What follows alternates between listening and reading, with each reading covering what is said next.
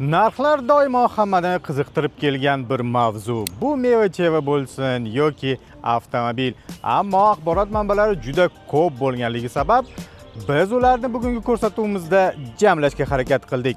Bugun boshlanishiga Sergeli mashina bozori va Avtoelon.uz ilovamizdagi narxlar bilan tanishib chiqamiz.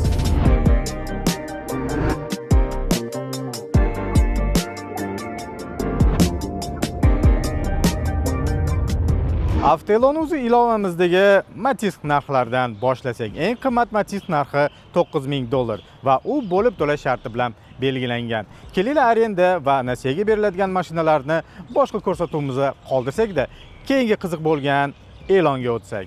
Farg'ona shahri 2014-yil 8000 km masofani bosib o'tgan Matizcha bo'yalmagan narxi $7500 deb belgilangan. Agar qiziqqanlar bo'lsa, ushbu Matizga havolani izohlar bo'limida yozib ketamiz.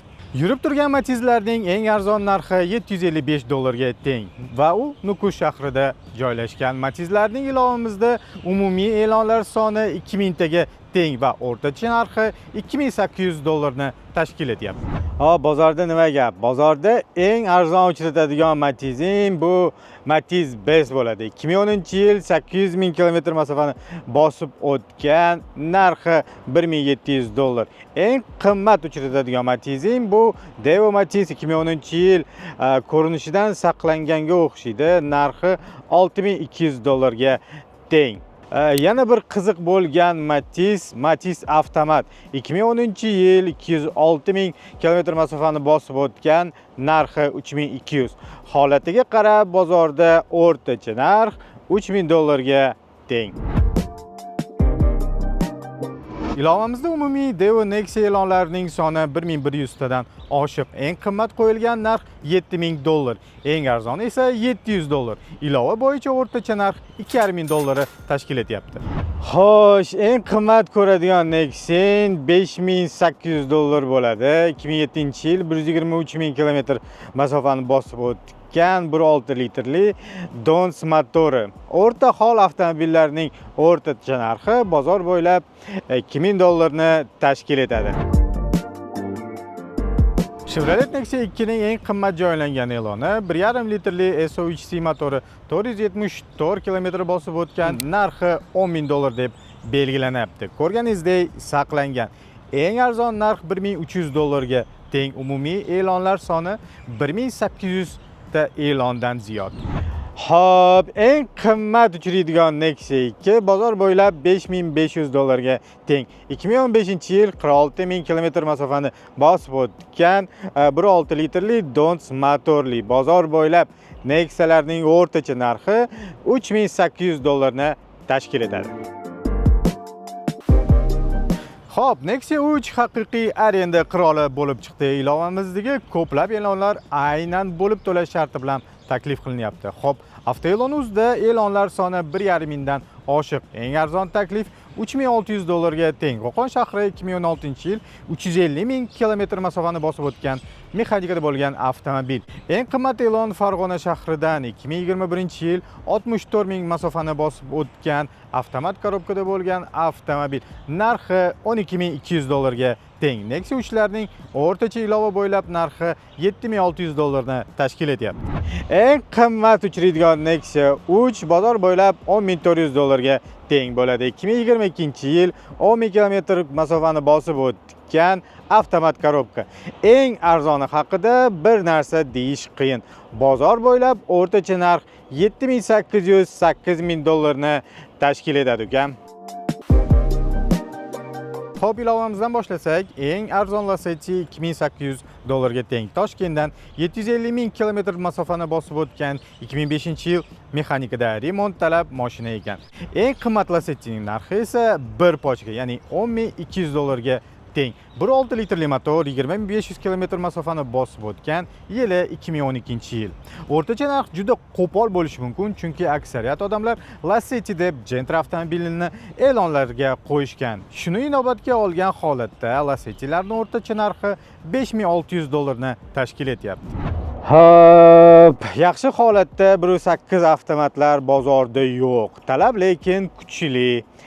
Yaxshiroq ko'rinishda Lacettini mexanikalini 2013-yilligini $6200 topa olsa bo'ladi. Bozor bo'ylab o'rtacha narxi Lacettilarda $5500 teng.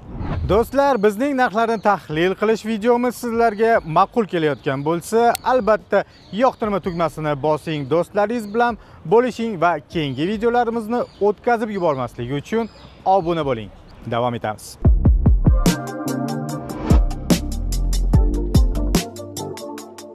Xo'p, Gentra haqida butun boshli ko'rsatuv qilsa bo'ladi. Eng talab yuqori bo'lgan avtomobil bo'lganligi sabab, aynan Gentraning eng arzon narxini topish oson bo'lmadi. Chunki aksariyat e'lonlar Chevrolet Lacettiniki. O'zi bitta mashina, lekin Gentra bizada alohida model bo'lib qolgan.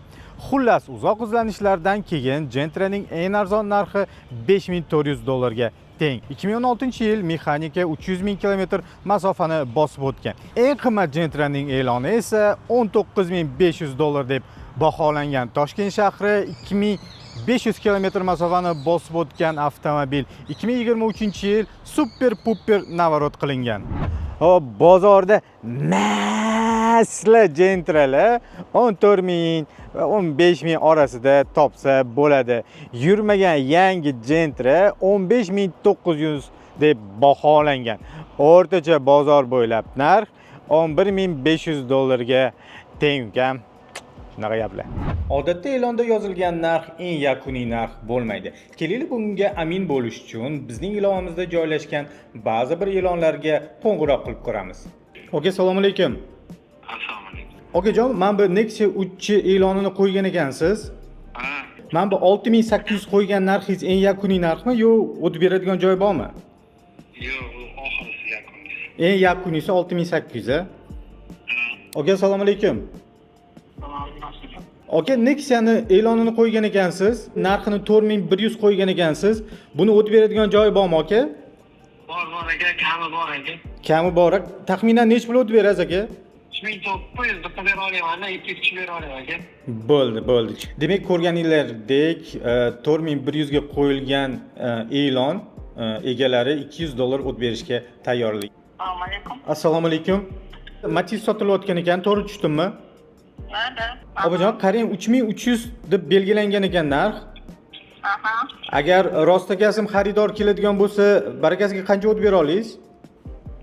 3000 bo'ladimi? 3000 la qilib bera olasiz, a? Da. Malibu 2 narxi bo'yicha yana bir aniqlik kiritmoqchi edim. Nech pulga sotyapsiz aka? 26,5 ming. 26,5 ming. Agar realniy klient bo'ladigan bo'lsa, qancha o'tib berasiz aka? O'zi 27 ming qo'ygan hafta e'longa. O'zi 27 ming qo'ygan hafta e'longa. Ya'ni xaridor kelsa 26,5 mingga beraverasiz, to'g'rimi? Shunaqa aka. Saydiga ertaga shunday Malibuni kelib videoga olib ketsak bo'ladimi? 10 larga kelsak, misol uchun Tayyor bo'lib turaman. O'nda tayyor. Xo'p do'stlar, kechqurun gaplashganimizdek, bugun biz yaqqol Malibuni ko'rishga keldik. Mana egalar, Saydiga assalomu alaykum yana bir bor. Malibuimiz 2022-yil toza Premier 38 ming yurgan.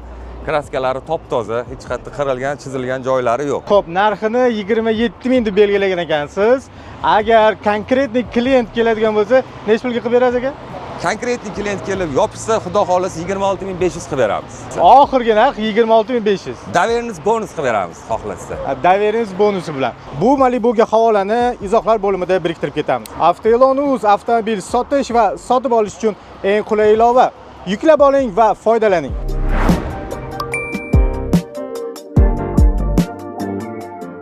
Malibu bir avtomobiliga eng arzon e'lon $6800 dan boshlanadi.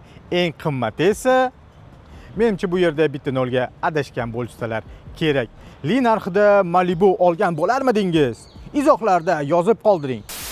Xo'p, eng qimmat uchragan Malibu narxi $17300 ga teng. Andijon shahri 43 000 km masofani bosib o'tgan avtomat korobkada avtomobil.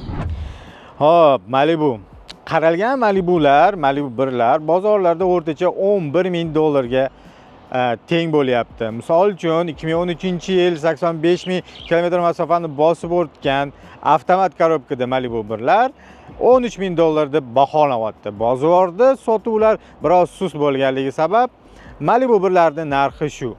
Shu ukamas bitta savolda, shu pulga san Gentra olgan bo'larmiding yoki Malibu 1 olgan bo'larmiding? O'zingizni izohlaringizni, fikrlaringizni albatta izohlar bo'limida shu ukam uchun yozib ketishingizni men sizlardan iltimos qilaman. Ilovamizda eng arzon uchragan Malibu 2 ning narxi $14,100 ga teng. 2017-yil 170,000 kilometr masofani bosib o'tgan avtomobil. To'g'ri, $11,000 ga ham e'lon bor, lekin uni ham 3-4 minglik masrafi bor. Eng qimmat Malibu esa $38,500 deb berilgan. Xo'sh, Jaydarinskiy bozorda o'rta hol Malibu 2 narxlari 15,000 $19,000 oralig'ida bo'lyapti ekan. Malibu Premierlar haqida gaplashadigan bo'lsak, eng arzon narx $25,000 dan bo'lyapti. Misol uchun 2020-yil 28,000 kilometr masofani bosib o'tgan Premier narxi $28,500 ga teng. Ayni mishmishlarga ko'ra, bozorda hattoki $48,000 ga yangi Bez probeg deydi-yu, bez probeg Malibu Premier topilmagan. Agarchi kimdir mana shunaqa eng masla Premierni topib bitta reels qilib olsa, bormi? Instagramda bo'mi bo'lib uchadi-yu. Men javob. Biz tahlil qilib chiqqan narxlar shulardan iborat topdi. Video cho'zilmasligi uchun boshqa modellardagi avtomobilni keyingi ko'rsatuvlarga qoldirishga qaror qildik. Keyingi hafta ko'rishguncha